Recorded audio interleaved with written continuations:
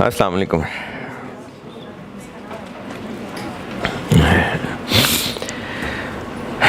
दुरूद शरीफ पढ़ना है।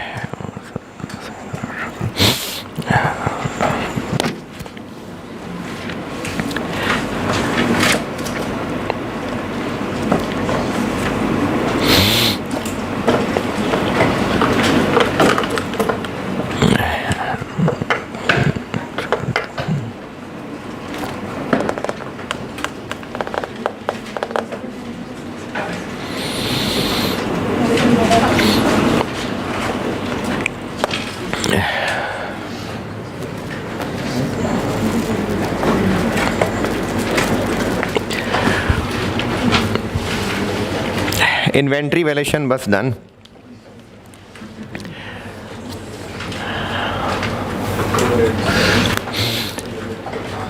लेबर कॉस्टिंग, ओवरहेड शुरू करना था मैंने, लेकिन वो दरमियान में छुट्टियां इतनी सारी बन जाएंगी तो उससे निस्बतन छोटा चैप्टर कर रहा हूँ। लेबर कॉस्टिंग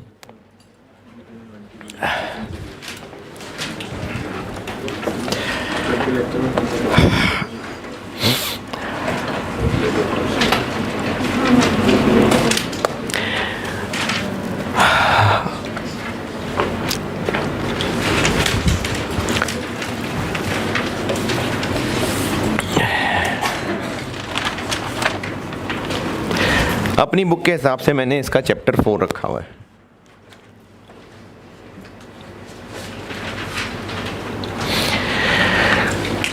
अच्छा, इसको ना मैंने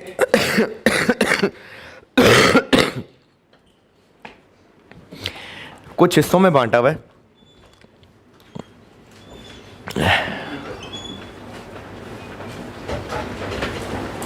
इस चैप्टर को मैं 2 टुकड़ों में पढ़ाऊंगा।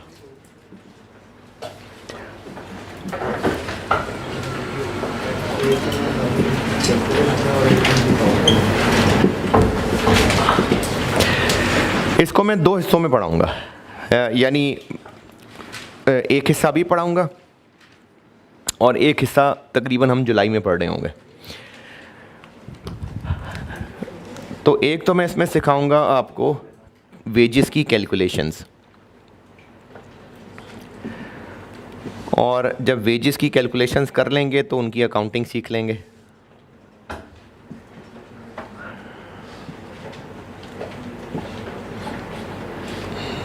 ये तो मैं कराऊंगा अभी,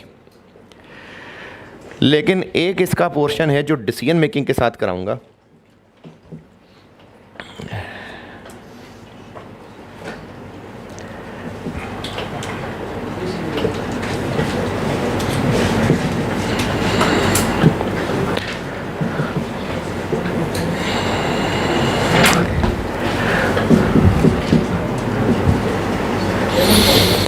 और एक हिस्सा उसका होता है लर्निंग कर्व। ये एक बिल्कुल सेपरेट ही टॉपिक है,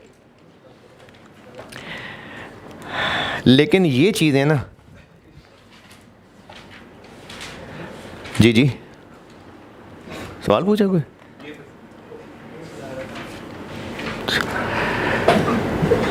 ये पोर्शन में पढ़ाऊंगा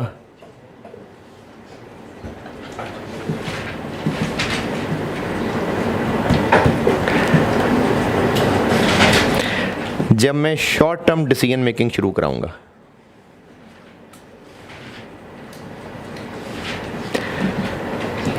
जब शॉर्ट टर्म डिसीजन मेकिंग शुरू कराऊंगा ना, उससे पहले ये कराऊंगा।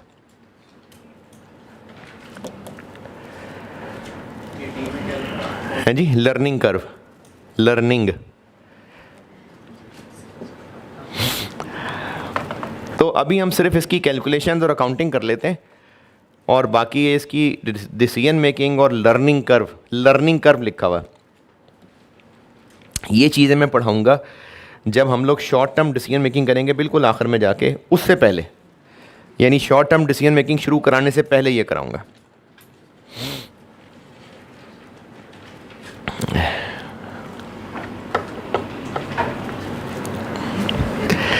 तो पहले सीखते हैं लेबर से रिलेटेड कैलकुलेशंस। वेज, मोस्टली ना वेज का वर्ड यूज होता है जब वर्कर्स को उनके काम के हिसाब से पैसे मिलते हैं।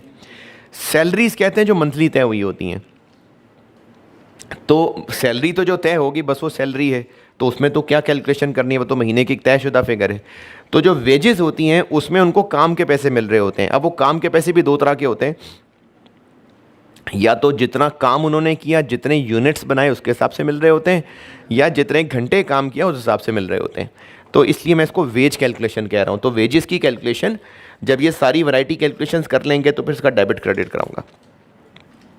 और ये चीज़ हम लोग टेंटेटिवली कहीं जुलाई में कर रहे होंगे।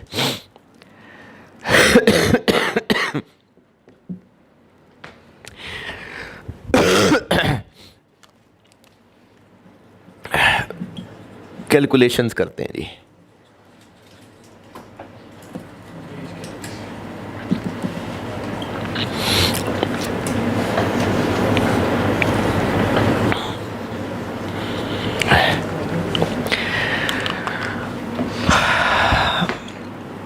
अच्छा, अब जब हम डिस्कशन कर रहे हैं ना, तो हम लोग इस सारी डिस्कशन के अंदर ये इन दोनों लेबर की बात कर रहे होंगे, डायरेक्ट की भी और इनडायरेक्ट की भी, हम दोनों की बात कर रहे हैं। अब से हम ऑनवर्ड जो करने लगे हैं ये दोनों का जिक्र हो रहा है, डायरेक्ट भी और इनडायरेक्ट भी। हाँ, जब कहीं मैं प्रोडक्शन की बात कर रहा हूँगा तो वो सिर्फ डायरेक्ट की बात हो रही होगी। ज़्यादातर वेज कैलकुलेशन के जो सिस्टम्स चलते हैं वो चलते हैं दो। एक होता है टाइम रेट सिस्टम और एक होता है पीस वर्क सिस्टम।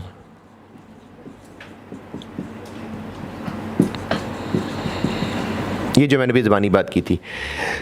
या उनको पैसे मिलेंगे जितने घंटे काम किया, या फिर उनको पैसे मिलेंगे जितने यूनिट्स बनाए।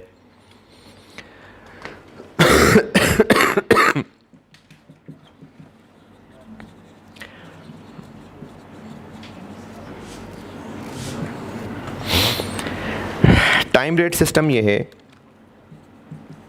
कि वर्कर्स के साथ एक वेज रेट पर आवर तय होता है,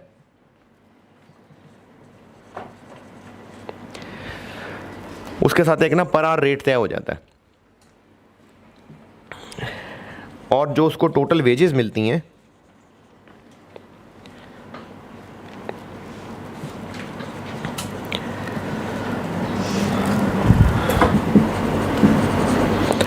वो मिलती हैं फिर उसने जितने टोटल आवर्स काम किया।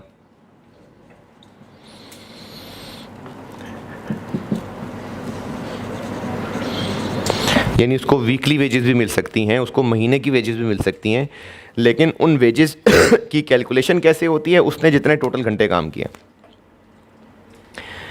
तो टाइम रेट सिस्टम में जो पैसे हैं वो पर आवर के हिसाब से तय होते हैं, और उसको फिर पूरे पीरियड के, चाहे वो वीक है चाहे वो महीना है, उसके जो पैसे मिलते हैं वो टोटल घंटे जितने काम किया उसके हिसाब से मिलते हैं। मिसाल के तौर पे अगर वेज रेट 300 पर आवर है तो total wages for a worker who worked for 46 hours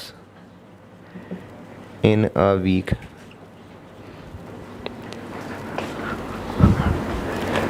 अगर 300 रुपये पर आवर तय हुआ हुआ है तो जिस वर्कर ने एक वीक में 46 आवर्स काम किया उसकी टोटल वेजेस कितनी होंगी? कैसे? 300 इंटू 40। बिल्कुल, ये इतना ही सिंपल है, ये ऐसे ही है। तो इसकी टोटल वेजेस होंगी 46 इंटू 300, कितना बना? 13,800। तो ये ऐसे ही है कि जितने घंटे काम किया उतने घंटों के पैसे।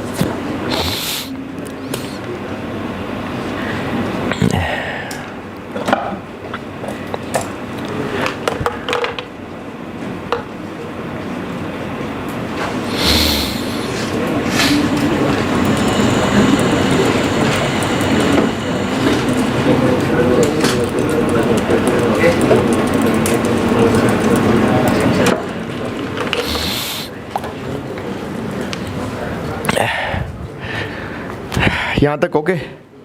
अच्छा, जब इनको टाइम के पैसे मिल रहे होते हैं ना, तो अक्सर बिजनेसेस में ये होता है कि फैक्ट्री में एक नॉर्मल वर्किंग आवर्स होते हैं। जैसे किसी भी ऑफिस में नॉर्मल वर्किंग आवर्स होते हैं कि 9 to 5 है या 8 to 4 है, कोई ना कोई नॉर्मल वर्किंग आवर्स होते हैं। तो फैक्ट्री में भी बिल्कुल ऐसा ही होता है। अगर काम ज़्यादा है और उनको उस नॉर्मल वर्किंग आवर्स से ज़्यादा देर हायर किया जा रहा है, तो उसको ओवर टाइम कहते हैं। तो वो भी वो काम करेंगे तो उसको पैसे मिलेंगे। लेकिन जनरली होता ये है कि जो ओवर टाइम होता है उसका एक हायर रेट होता है।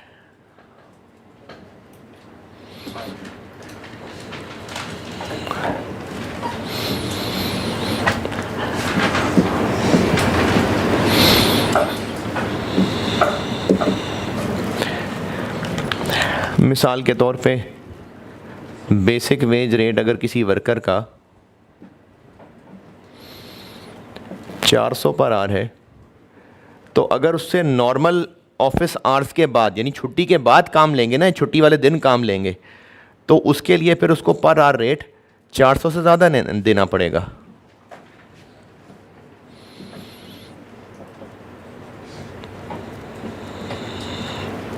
अगर उसका नॉर्मल वेज रेट 400 है तो उसको ओवर टाइम का ज़्यादा ही रेट दिया जा रहा होगा। तो जनरली ऐसे ही होता है।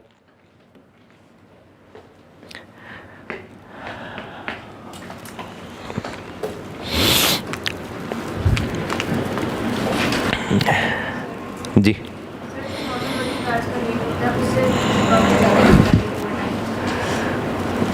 हाँ जी, यही लिखा है। हाँ,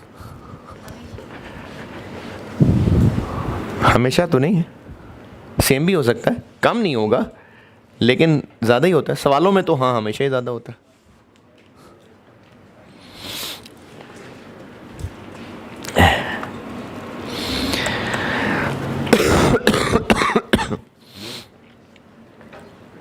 सवाल लिखें एक।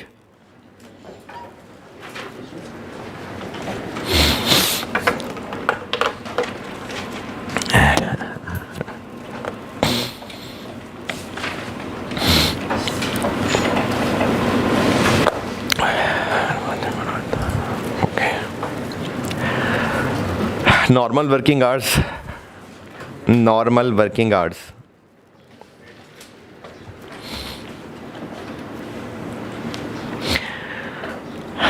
मंडे टू फ्राइडे 8 आवर्स और Saturday 5 hours.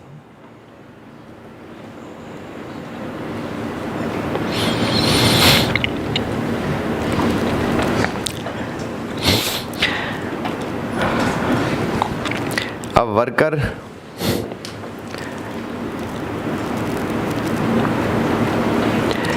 worked for following hours in a week. A worker worked for following hours in a week. अब वो फॉलोइंग आवर्स हैं ऐसे: मंडे, ट्यूसडे,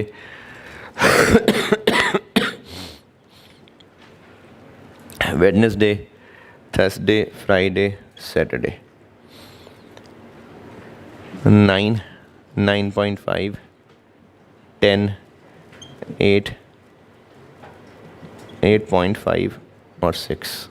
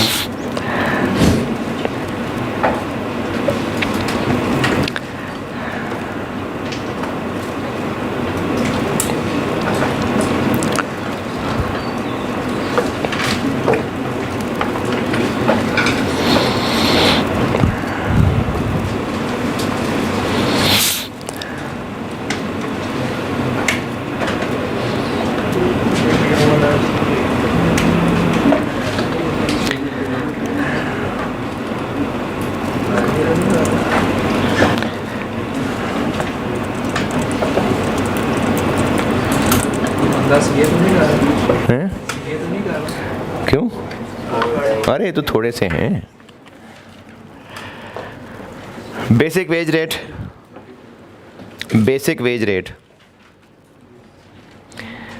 300 पर आवर, 300 रुपये per our. Basic wage rate 300 रुपये per our.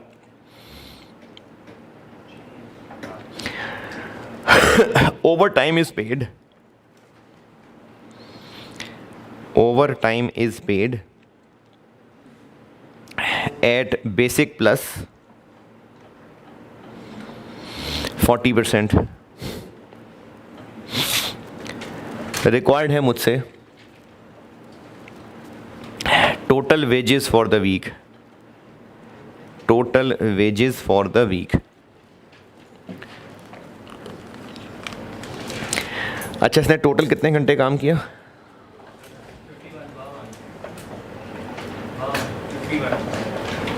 51 के 52?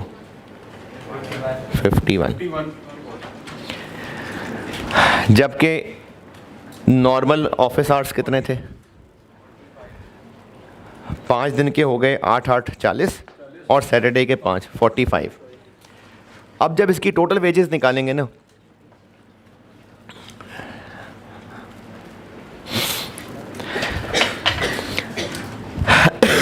अच्छा आप लोग ना अगली क्लासेस में बार बार ये बात पूछा करेंगे, ख़ास तौर पे ऑनलाइन वाले बच्चे, और ऑनलाइन वाले जब जब ये लेक्चर देखते जाएंगे तब तब ये बार बार पूछा करेंगे।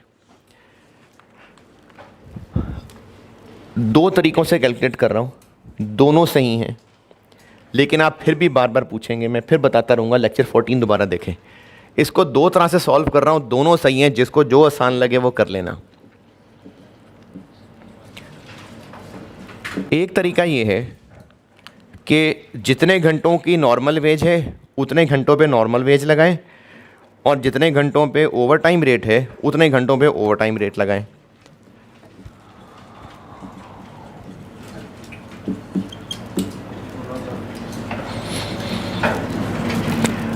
कितने घंटे नॉर्मल? 45, और उन पे रेट 300। 13,500।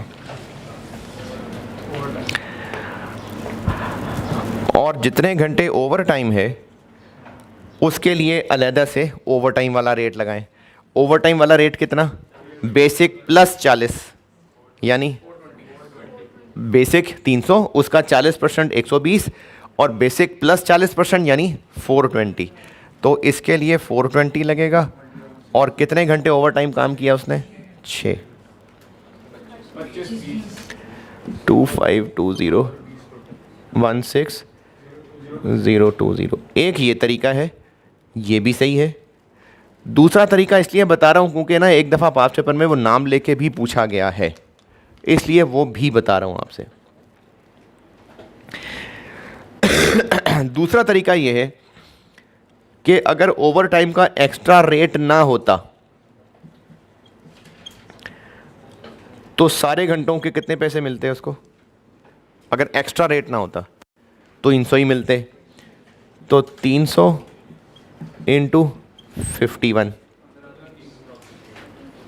15300। लेकिन ऐसा नहीं हुआ, उसको ओवर टाइम का कुछ एक्स्ट्रा भी मिला। वो जो उसको एक्स्ट्रा मिला वो कितना है? 420 120। उस एक्स्ट्रा को कहते हैं ओवर टाइम प्रीमियम। ये नाम लेके चूंकि पूछा जा चुका है इसलिए मैं ये तरीका भी बता रहा हूँ। ओवर टाइम प्रीमियम कितने घंटों को इसको एक्स्ट्रा मिला? 6। तो 120 इंटू 6 720।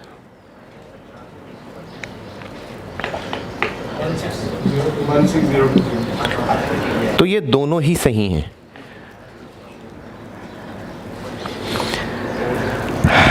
लेकिन फिर भी आप बार बार पूछते रहेंगे और ये आखिरी महीने तक भी ऐसे ही चलेगा।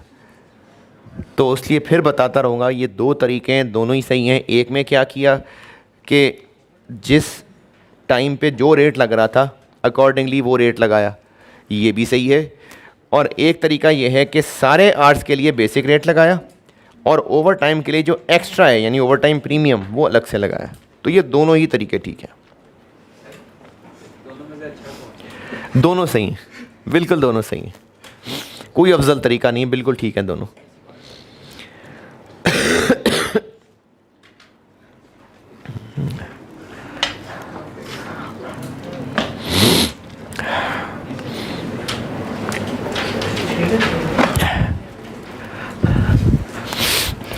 ये मिटा दो।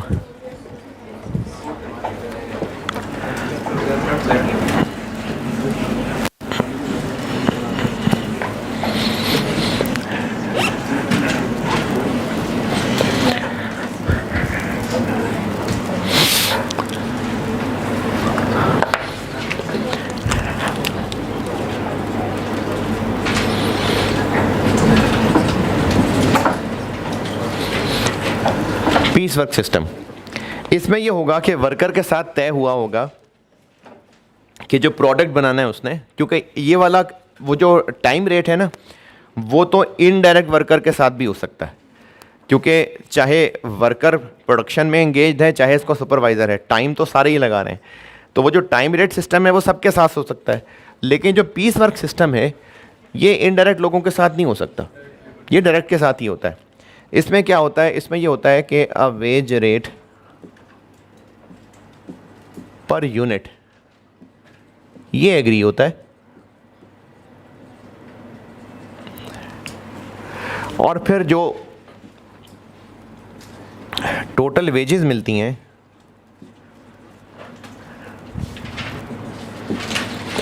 वो मिलती हैं कि इसने टोटल कितने यूनिट्स बनाए।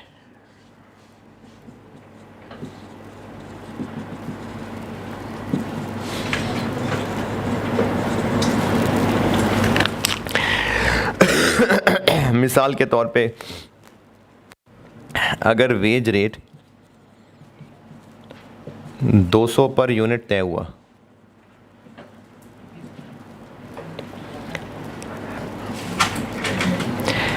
तो जिस वर्कर ने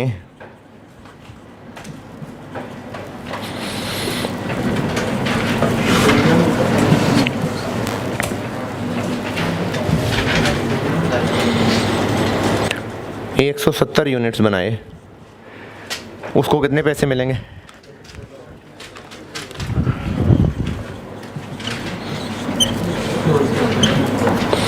200 इंटू 170 30। तो अब देखें जब रुपए पर आर थे तो मल्टीप्लाई भी टोटल आर से, और जब रुपीस पर यूनिट हैं तो मल्टीप्लाई भी नंबर ऑफ यूनिट से। ये पीस वर्क सिस्टम है।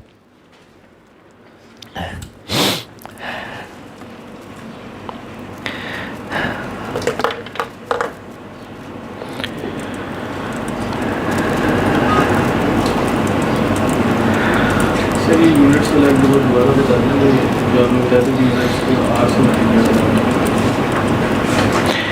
देखें अभी इससे पहले जो ये सवाल किया, ये 300 क्या है, रुपीज़ 300 पर आर, तो मल्टीप्लाई किससे करेंगे? आर से, तो आर से मल्टीप्लाई किया। अब ये है रुपीज़ 200 पर यूनिट, तो मल्टीप्लाई किससे करेंगे? नंबर ऑफ यूनिट से। ये की थी बात।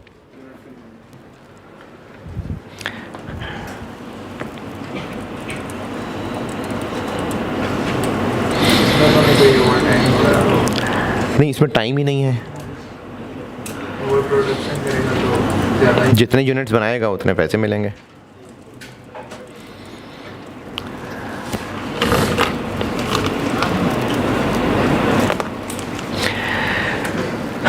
अच्छा, इसमें एक ये फनकारी हो सकती है कि डिफरेंट स्लैब्स के रेट हो सकते हैं, ऐसा हो सकता है।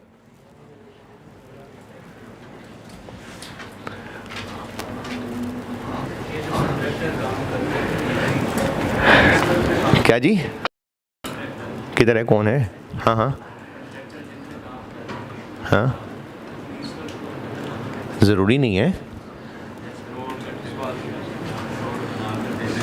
जो ठेकेदार को काम ठेके पे करते हैं तो वो ज़रूरी नहीं है कि पीस वर्क पे हो, मर्जी उनकी हो, तो जो भी तय हो। अच्छा, पीस वर्क में ऐसा हो सकता है कि different slab rates may be agreed for different production levels. ऐसा हो सकता है कि वर्कर्स के साथ तय हो जाए कि इतने यूनिट्स बनाओगे तो ये रेट है, इतने बनाओगे तो ये रेट है, तो डिफरेंट स्लैब रेट्स हो सकते हैं. मिसाल के तौर पे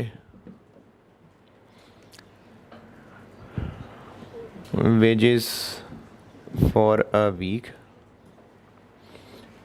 are paid as follows.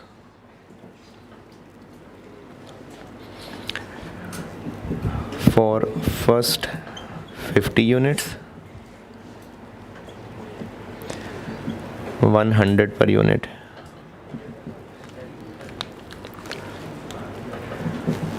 For next 100 units, rupees 150 per unit, 140 per unit.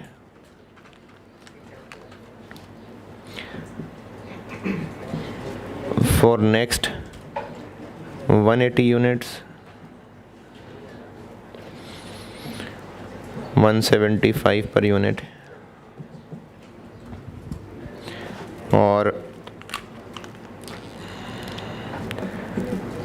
for production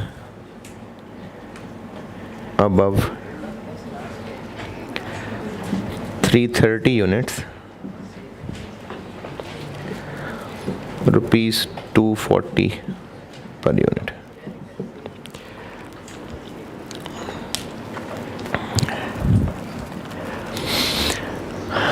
Required है total wages for the week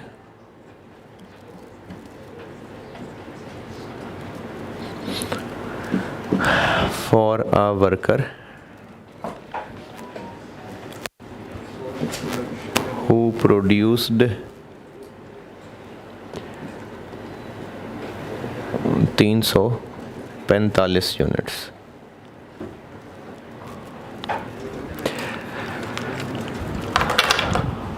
करें कैलकुलेट जैसे समझ आता है.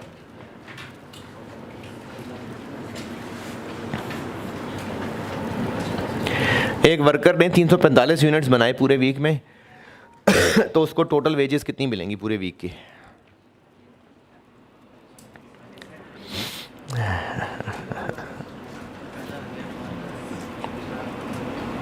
Sir,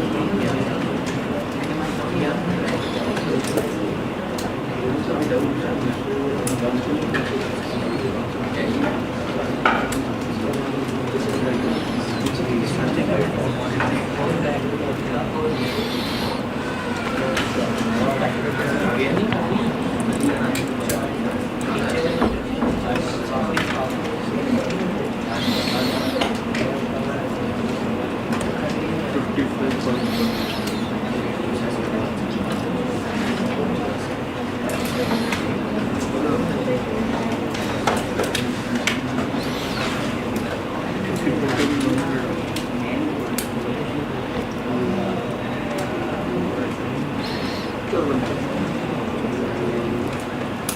receive goods and end production area different quality of goods बन रही है और एक मतलब ये है कि एक का यूनिट लेने के रेट ज़्यादा और एक का यूनिट रेट कम। हो सकता है, मतलब हो सकता है कि प्रोडक्ट ए अलग बनता हो, बी अलग बनता हो, तो उनके भी अलग अलग रेट हो सकते हैं। यानी हो सकता है प्रोडक्ट ए का वेज रेट अलग हो, प्रोडक्ट बी का अलग हो सकता है।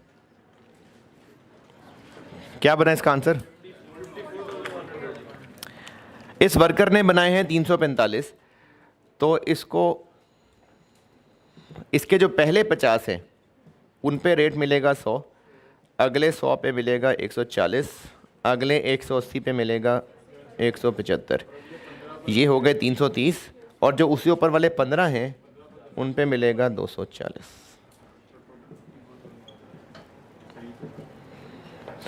चलें ठीक है, टोटल क्या हो गया? 54,000 जी। वो जो आप लिखा है फॉर नेक्स्ट 100 फॉर नेक्स्ट 180 तो आपने कहा फॉर प्रोडक्शन अबव 330, ये 330 से तो अबव हो गया है, तो आप 330 अबव यूज करने से 3 सारों पे ही रेट मिलेगा।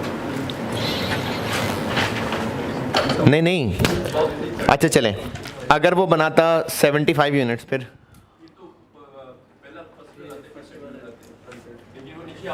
हाँ, तो यही लिखा ना 330 से जो ऊपर हैं उनके लिए इतना।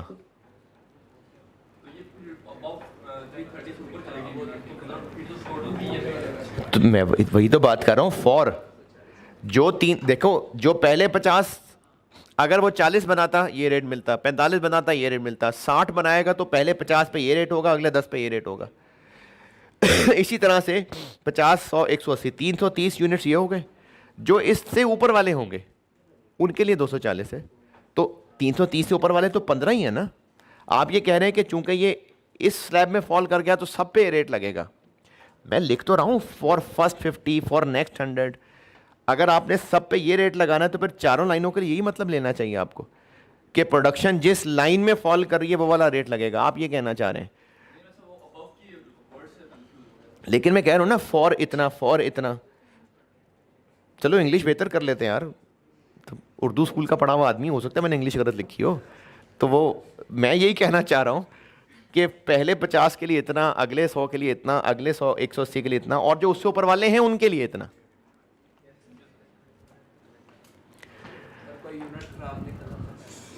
हाँ बिल्कुल सही है। तो अब अगर हम उसको पैसे दे रहे हैं और अगर उस वर्कर से तय किया हुआ है कि जितने यूनिट्स तुम बनाओगे हम यूनिट उसी को मानेंगे जो एक्सेप्टेड है, जो तुम ख़राब बनाओगे वो ले जाओ तुम घर, जो तुमने हमें बना के देना है जिसको हम एक्सेप्ट करेंगे उसी के पैसे मिलेंगे। नहीं, इसका महंगे रेट से क्या ताल्लुक है? ये जो मैंने 345 यूनिट्स लिखे हैं ये नेचुरली वही हैं जो एक्सेप्ट हुए हैं। मतलब वो तो गंदा मंदा काम करके चला जाए तो पैसे ले जाए, तो जाहिर है वो उसको उसी यूनिट के पैसे मिल रहे होंगे जो वो सही बना रहा होगा।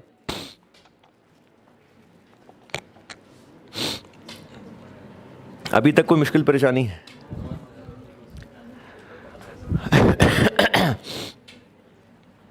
तो टाइम रेट सिस्टम और ये पीस वर्क्स यही है। अब इसमें जो ज़्यादा कैलकुलेशंस काम किए हैं उस पर आते हैं।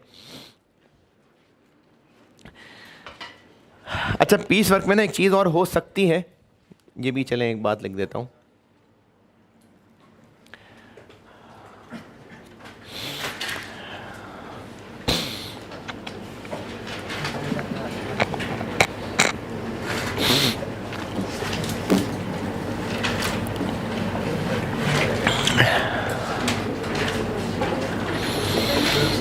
सिक्योरिटी लिखा है।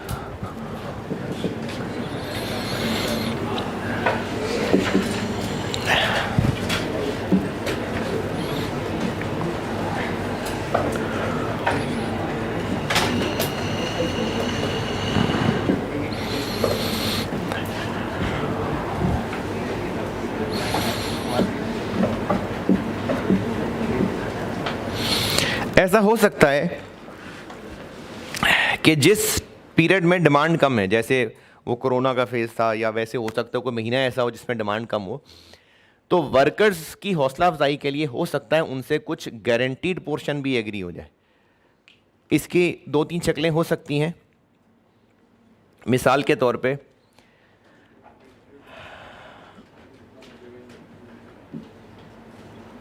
Total wages for a week,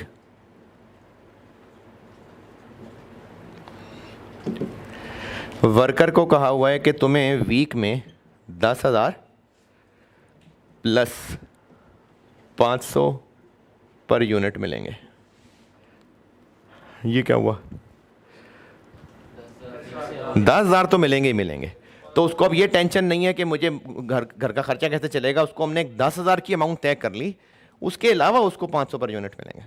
तो ये भी इसकी एक शक्ल हो सकती है। हैं? नहीं, अगर उस महीने में कोई काम ही नहीं हो सका तो उस वर्कर का तो कसूर नहीं है ना। अच्छा, इन सारी कैलकुलेशंस में एक अंडरस्टूड बात यह है कि हमने काम के बंदे ही रखे हैं, यानी अगर कुछ काम चोर होगा तो उसको तो वैसे ही निकाल देंगे। तो ये काम के लोग ही हैं, बस उस दौर में बिजनेस ही नहीं चल रहा था, तो उसको हमने कहा 10,000 पर मंथ तुम्हें मिलेगा, उसके अलावा जितने भी यूनिट्स बनाओगे 500 पर यूनिट मिलेगा। तो उसको एक हमने अमाउंट तय कर दी ताकि अगर कभी प्रोडक्शन ना भी हो रही हुई, बिजनेस के पास ना भी काम हुआ, उसका तो काम चले ना। अच्छा, इसी की एक और शक्ल ये भी हो सकती है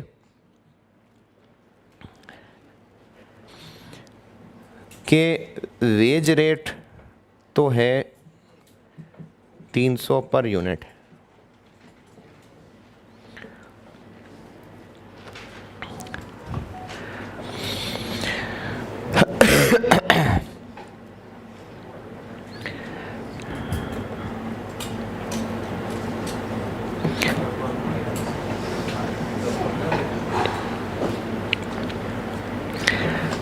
for a minimum of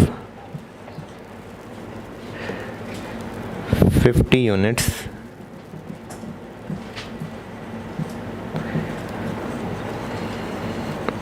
is guaranteed।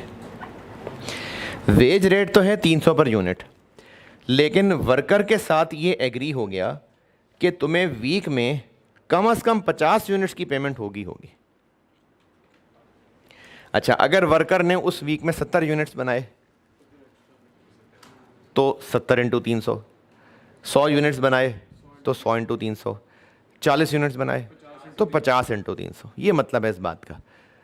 और मैं फिर बता रहा हूँ, ये बात अंडरस्टूड है कि सुस्त लोगों को हमने रखा ही नहीं होगा, हमने लोग काम के ही रखे होंगे। ये बात हो रही है तब अगर बिजनेस ही नहीं है तो, 40 किसी मैन्युफैक्चरिंग डिफॉल्ट की वजह से प्रोड्यूस हो रहा है, मतलब बिजनेस ही नहीं चल रहा, बिजनेस ही नहीं चल रहा। वो वर्कर काम के लिए तैयार है, वो अवेलेबल है, वो ऑफिस भी आ रहा है रोज़, लेकिन किसी वजह से बिजनेस ही नहीं चल रहा। तो उसके साथ एक कम से कम तादाद तय होगी कि तुम्हें हफ्ते में कम से कम इतने यूनिट्स के पैसे मिलेंगे ही मिलेंगे। अगर किसी वजह से बिजनेस कम हुआ और तुमसे हमने बनवाए हैं 20 यूनिट्स, फिर भी हम तुम्हें 50 यूनिट्स के पैसे देंगे। हाँ, अगर 50 से ज़्यादा बना रहे हो फिर तो जितने बना रहे हो उतने पैसे हैं, लेकिन अगर कम बनेंगे तो कम से कम 50 के पैसे मिलेंगे, तो 50 के पैसे मिलेंगे। है तो ये प्रोडक्शन वर्कर डायरेक्ट वाला ही ना। तो अगर किसी वजह से प्रोडक्शन कम भी हो रही है, देखें जो डायरेक्ट कॉस्ट और इनडायरेक्ट कॉस्ट है ना, ये हम बाय नेचर चीज़ों को ये एस्टीमेट कर लेते हैं कि ये डायरेक्ट लेबर है, ये इनडायरेक्ट लेबर है। अब जब कंपनी में हज़ारों लोग काम कर रहे होते हैं तो ये भी लॉजिकली होगा डायरेक्ट लेबर ही, क्योंकि नॉर्मली बिजनेस 50 यूनिट से ज़्यादा उससे बनवा लेता होगा, लेकिन किसी साल में अगर उससे 50 यूनिट्स नहीं बनवा सके फिर भी उस साल के लिए कहला वो डायरेक्ट लेबर ही रहा होगा, क्योंकि वो डायरेक्टली इंगेज है प्रोडक्शन के अंदर। लेकिन सर देखिए, अगर हमारे पास हम स्किल नॉर्मली जाते हैं तो हम मशीन सॉर्ट कर ली होती है ना, तो काम सिर्फ रॉ मटेरियल के यानी कि मशीन्स के अंदर रखना है, और हमारे पास रॉ मटेरियल के अंदर कोई प्रोडक्ट आ गया मशीन्स के अंदर या फिर कोई इशू हो गया, सो दैट्स व्हाई हमारी प्रोडक्शन जो है खराब हो गई है। तो इस वजह से मतलब उसके तो यानी कि वेज कम नहीं होगी ना। नहीं तो फिर उस बंदे के साथ हमने यूनिट्स वाला रेट हो सकता है ना तय किया हो। देखो, अगर कोई काम ऐसा है जिसमें उस बंदे की वाकई महारत चाहिए कि वो कितने यूनिट्स बनाएगा, अच्छा होगा ज़्यादा यूनिट्स बना लेगा, अच्छा नहीं होगा कम यूनिट्स बनाएगा, उसके साथ हो सकता है पर यूनिट तय किया हो। और अगर कोई बंदे का काम उस बंदे पे नहीं मशीन पे डिपेंडेंट हो, उसके साथ हो सकता है टाइम तय किया हो। हम तो सिर्फ देख रहे हैं कि कैलकुलेशन दोनों में कैसे होती है। अब बिजनेस ने तो उस बिजनेस की नेचर के हिसाब से देखना है कि किन लोगों के साथ टाइम का रेट रखना है, किन लोगों के साथ पीस का रेट रखना है। हम तो कैलकुलेशन देख रहे हैं। स्लैब वाला हो सकता है, स्लैब रेट भी हो सकते हैं, बिल्कुल हो सकता है। अच्छा, ये तो हो गई बेसिक वेजेस की कैलकुलेशन। अब आते हैं वर्कर्स को अगर इंसेंटिव्स देने हैं तो वर्कर्स को इंसेंटिव क्यों दें? और ज़्यादा अच्छा काम करें, ज़्यादा यूनिट्स बना लें, तो उससे बिजनेस को क्या फ़ायदा? बिजनेस की ज़्यादा प्रोडक्शन होगी। तो वर्कर्स को इंसेंटिव्स भी दिए जा सकते हैं, वेज इंसेंटिव प्लान्स।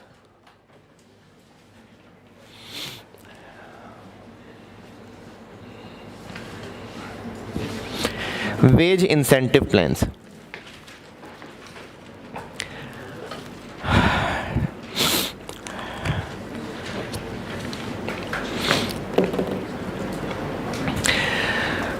इसका मकसद ये होता है कि वर्कर्स भी खुश, हम भी खुश, वर्कर्स के भी पैसे ज़्यादा बन जाएंगे और हमारे लिए प्रोडक्शन भी ज़्यादा हो जाएगी। तो इसके लिए मुख्तलिफ़ तरह के इंसेंटिव प्लान हो सकते हैं।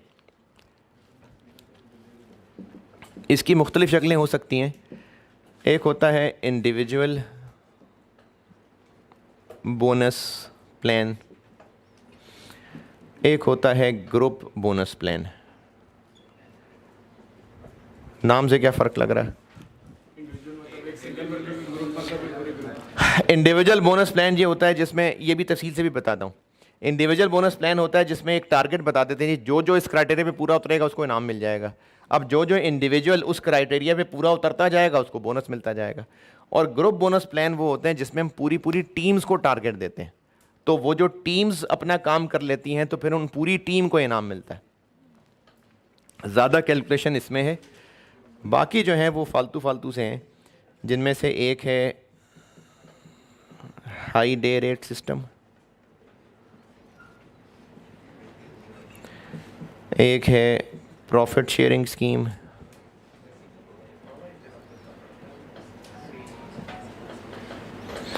और एक है शेयर्स स्कीम। इनमें कैलकुलेशन मेनली जो है वो पहले दोनों में ही है, बाकी बस ज़बानी। Individual bonus plans, group bonus plan, high day rate system, profit sharing scheme और शेयर स्कीम। इनमें पहले देखते हैं इंडिविजुअल बोनस प्लान।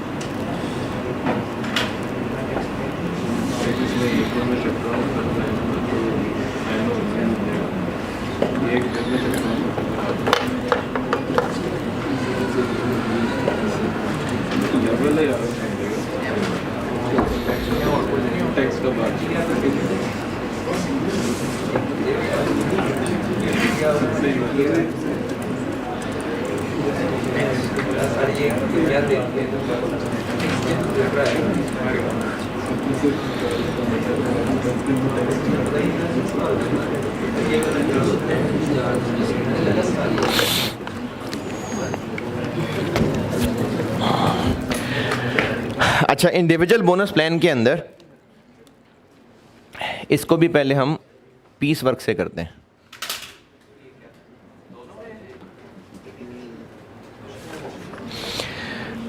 क्योंकि बोनस है ना, तो बोनस क्या होता है, अच्छे काम का एक्स्ट्रा फ़ायदा देते हैं। पीस वर्क में भी हो सकता है, टाइम डेट में भी हो सकता है। पीस वर्क में चांसेस कम होते हैं। पीस वर्क में क्यों चांस कम है? क्योंकि पीस वर्क जो है ये वैसे ही ऐसे डिज़ाइंड है कि जो जितना ज़्यादा काम करेगा उतने अच्छे पैसे मिल जाएंगे, लेकिन फिर भी इसमें बोनस हो सकता है, तो पीस वर्क में भी हो सकता है। अब पीस वर्क में क्या हो सकता है वो सीधा सीधा एक सवाल ही करा देता हूँ और उस सवाल से ही बता देता हूँ। सवाल लिखें इसके लिए।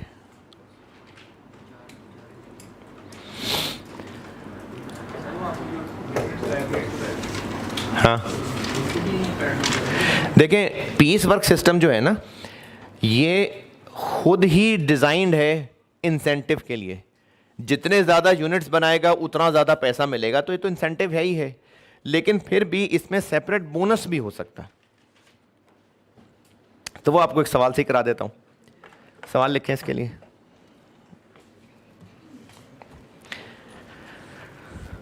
Basic wage rate, basic wage rate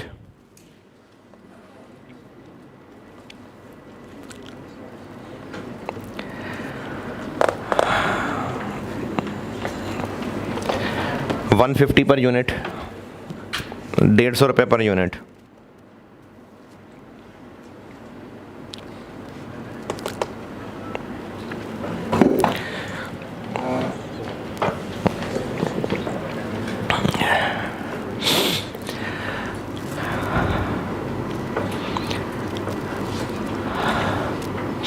A bonus of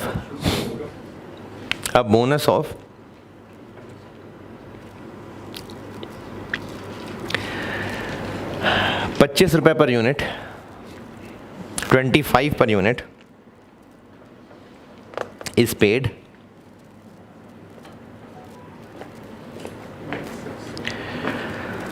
for units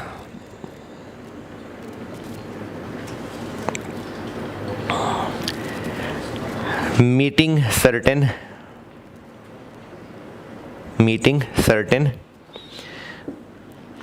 quality standards। अच्छा, यहाँ तक की मिसाल ऐसे समझ लें कि जैसे 50 नंबर वाला पास है, लेकिन अगर इससे ज़्यादा नंबर ले लेंगे तो सर्टिफिकेट ऑफ मेरिट मिल जाएगा। तो वर्कर को कहा था कि तुमने जितने भी यूनिट्स बनाने हैं उसके हम तुम्हें 150 पर यूनिट तो देंगे, लेकिन अगर यूनिट तुमने टॉप क्लास बना दिया, उसके हमने कुछ क्राइटेरिया सेट किया हुआ है, अगर इतनी ज़बरदस्त क्वालिटी बना दी तो उसके हमें तुम्हें ₹25 एक्स्ट्रा भी देंगे। तो बोनस एक्स्ट्रा होता है। तो उसको जो बेसिक वेज मिलनी है वो तो मिलनी ही है, लेकिन अगर उसने जो यूनिट्स बनाए उनकी पर्टिकुलर एक स्टैंडर्ड से ज़्यादा अच्छी क्वालिटी हुई तो उसको ₹25 पर यूनिट भी मिलेगा।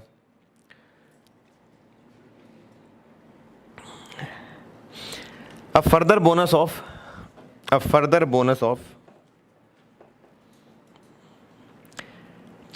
per unit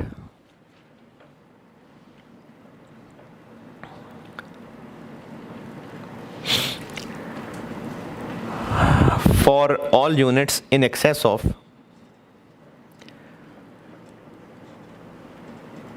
a further bonus of ₹40 per unit for all units in excess of 300 units. यानी उसको जो वेज रेट मिल रहा है वो 150 पर यूनिट मिल रहा है, लेकिन अगर उसने प्रोडक्शन 300 से ज़्यादा कर ली तो 150 पर यूनिट तो मिलेगा ही, लेकिन जो 300 से ऊपर बनाएगा तो उन पे 40 पर यूनिट और इनाम मिलेगा उसको। हाँ, ऐसे कह लें। रिक्वायर्ड है आपसे total wages for the week of a worker total wages for the week of a worker who produced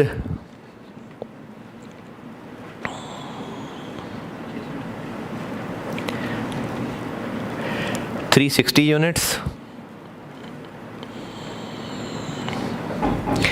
out of which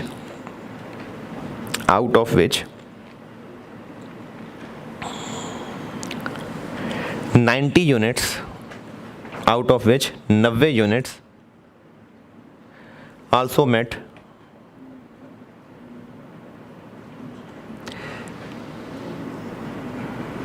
certain quality standards.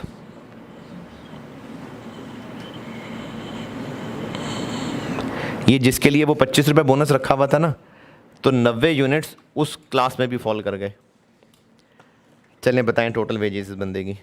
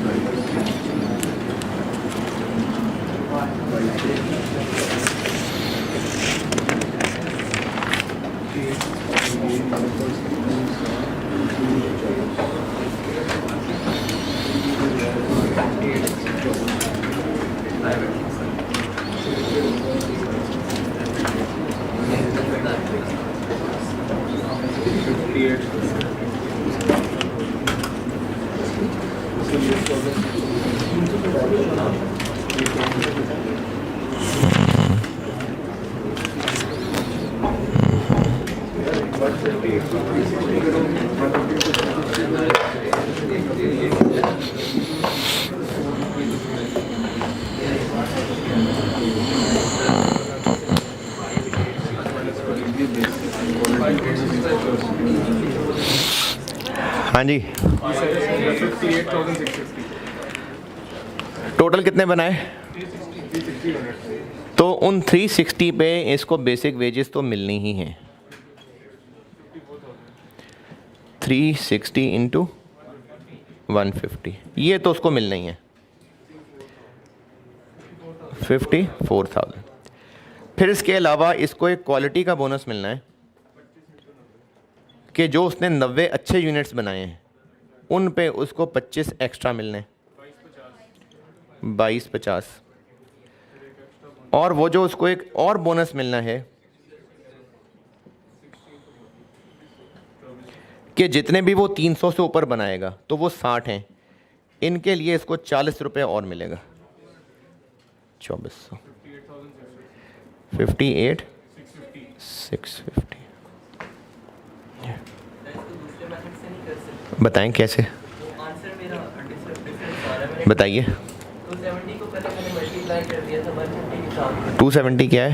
Sir वो मैंने 360 में 90 माइनस। अच्छा 270 पे लगा दिया आपने 150, फिर उसके बाद मैंने 90 पे लगाया था सर 175, और लास्ट में मैंने रिमेनिंग जो बच गए थे उनके ऊपर 190 पे लगा दिया। रिमेनिंग कौन से?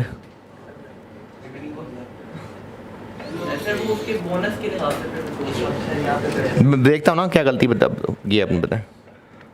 लास्ट में मैंने 60 पे लगाया 60 पे 190। 1। अच्छा अब आपने गलती ये की है कि ये जो 60 है ना ये इनके अंदर शामिल है, तो यहाँ पर 150 भी लग गया और यहाँ आपने 190 लगा दिया, तो वो 150 फिर लग गया, तो यहाँ 40 लगाएंगे तो सही आंसर आएगा।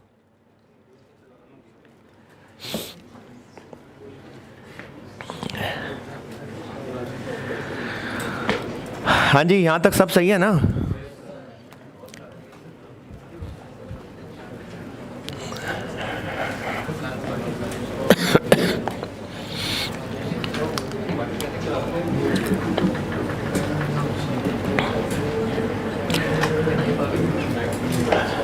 टाइम रेट सिस्टम,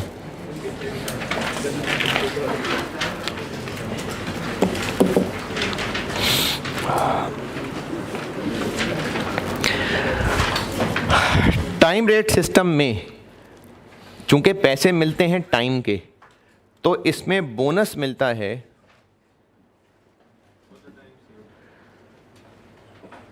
कि जितना टाइम उसने बचा के दिया।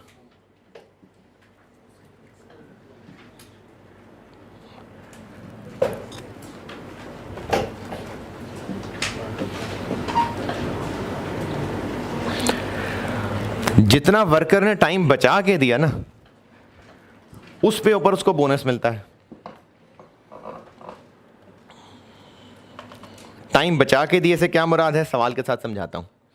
फार्मूला लिख लें, फार्मूला लिख देता हूं लेकिन समझाता मैं सवाल के साथ हूं। फार्मूला है actual total hours for actual output. Output मतलब यूनिट्स प्रोड्यूस्ड, और इसमें से minus standard total hours for actual output.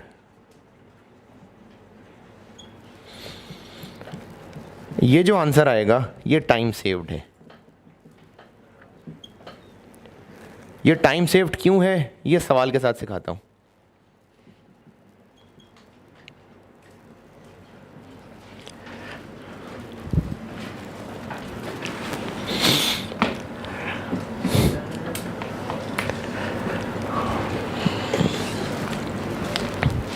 और इसके लिए भी ना एक रेट तय हुआ होता है, एक एन एग्रीड बोनस रेट पर आर। इसके लिए भी एक पर आर रेट तय हुआ होता है। तो जितना टोटल टाइम सेव्ड होगा मल्टीप्लाई बाय जो बोनस तय हुआ है।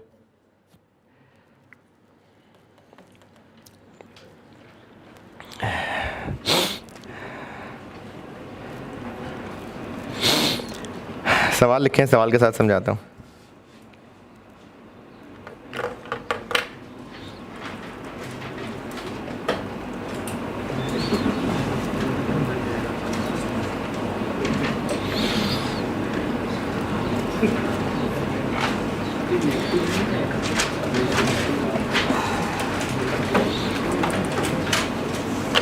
अच्छा ये सॉरी स्टैंडर्ड एक्चुअल, पहले स्टैंडर्ड फिर एक्चुअल।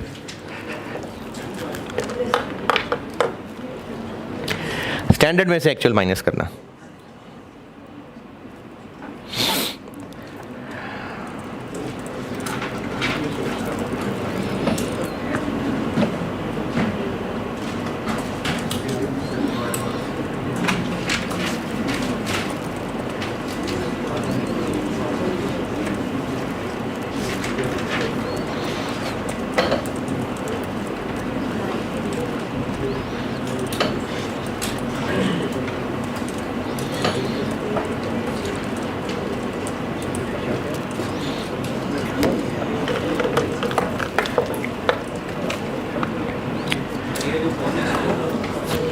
जी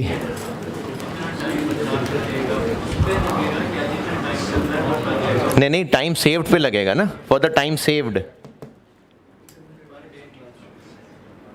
नहीं, पर डे की बात नहीं हो रही, जितना टाइम वर्कर बचा के देगा। अब ये वर्कर टाइम कैसे बचा के दे रहा है वो सवाल के साथ सिखाता हूं।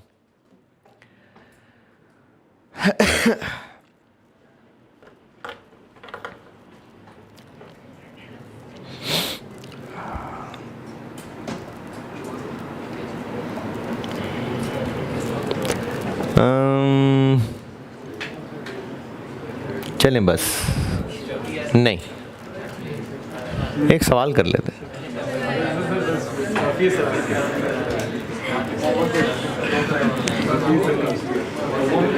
होमवर्क नहीं, होमवर्क के लिए तो फिर क्लास में सवाल कराना पड़ेगा ना।